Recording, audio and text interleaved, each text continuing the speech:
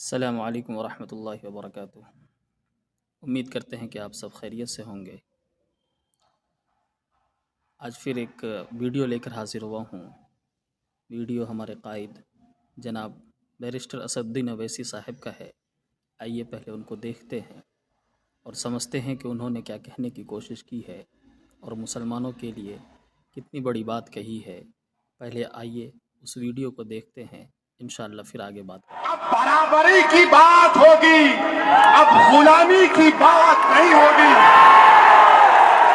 اب بھیک نہیں مانگا جائے گا، اب حق لیا جائے گا، اب ڈر ڈر کر رو رو کر سستیاں لے کر گھر میں نہیں بیٹھیں گے، ہندوستان کی سموِدھان کو استعمال کریں گے۔ ناظرین، دیکھا آپ نے ویڈیو۔ بیرسٹر صاحب کہہ رہے ہیں کہ اب رونے دھونے سے کچھ بھی نہیں ہونے والا، اب ہم پوری طاقت کے ساتھ کھڑے ہیں، آپ ہمارا ساتھ دیجئے، ہم بات کریں گے، اب اپنے حق کے لیے ہم لڑیں گے، ہم لوگوں کے ساتھ اپنی طاقت کو مضبوط کریں گے اور اپنے حق کے لیے لڑیں گے، ظلم کے خلاف آواز اٹھائیں گے اور اپنا حق لے کر رہیں گے۔ معزز ناظرین، یہاں تمام مسلمانوں کو، خاص کر بہار والوں کو یہ سوچنا چاہیے کہ اگر کوئی ہمارے لیے آواز اٹھا رہا ہے، اگر کوئی ظلم کے خلاف لڑ رہا ہے تو وہ جناب بیرسٹر اسد الدین اویسی صاحب ہیں۔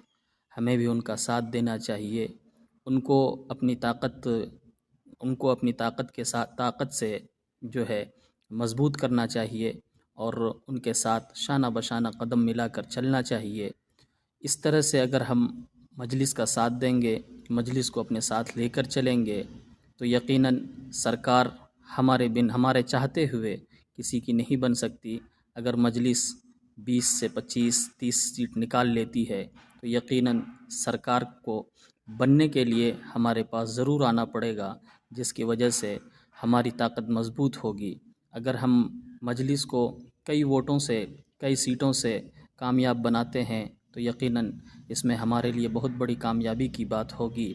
پچھلے ویدھان سبھا میں مجلس نے 5 سیٹیں نکالی تھی، لیکن افسوس صد افسوس کہ ان میں سے 4 نے دوسری پارٹی کو جوائن کر لیا۔ پچھلے ویدھان سبھا میں مجلس نے 5 سیٹیں نکالی تھی، لیکن افسوس صد افسوس کہ ان میں سے 4 نے کسی دوسری پارٹی کو جوائن کر لیا، جس کا نتیجہ آج انہیں بھگتنا پڑ رہا ہے۔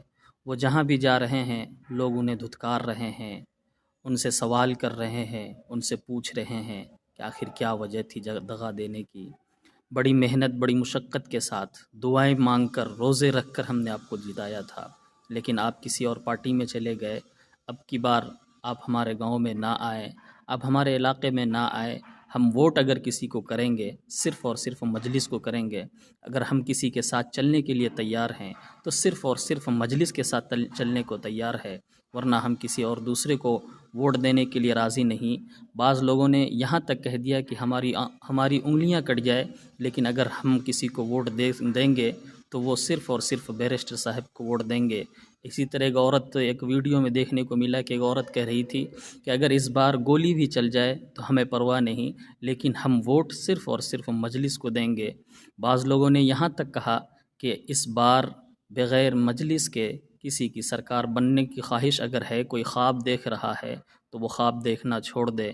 تیجسوی یادو یہ خواب دیکھ رہے ہیں کہ ہم جو ہے سی ایم بن جائیں گے، ان کو یہ خواب دیکھنا چھوڑ دینا چاہیے، کیونکہ انہوں نے مجلس کو گٹھ بندھن میں ساتھ نہیں لیا۔